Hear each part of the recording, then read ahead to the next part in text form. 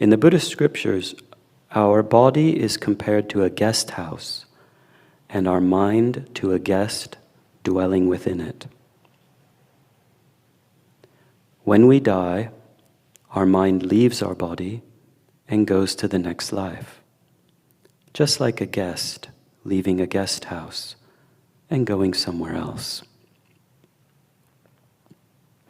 Okay, I find this really helpful because the guest in the guest house, so the guest, what the guest does in the guest house affects the guest house. And what's happening with the guest house affects the guest within it, right? So let's say the guest becomes really angry and, well, let's hope this doesn't happen, but this is a good example, punches a wall, then that's going to affect the guest house. Or if the guest forgets to turn off the bath water, okay?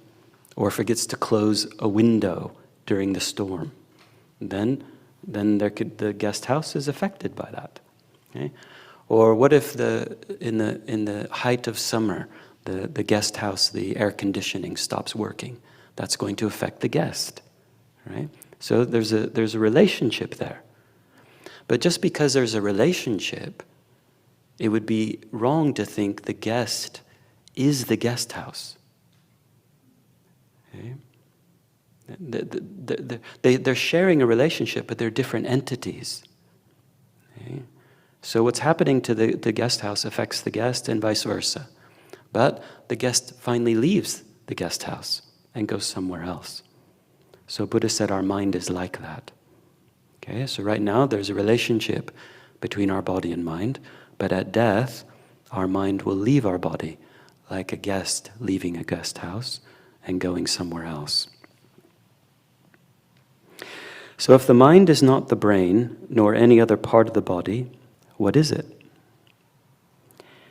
It is a formless continuum that functions to perceive and understand objects.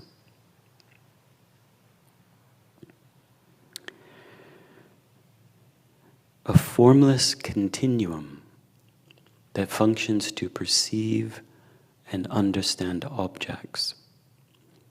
So formless here means not physical.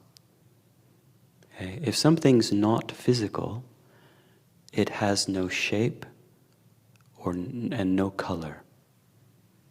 Okay? It has no weight. It's very interesting.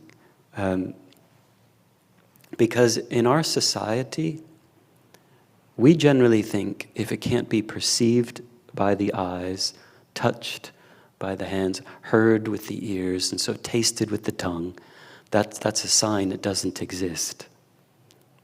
Right? Because, believing is seeing, we say.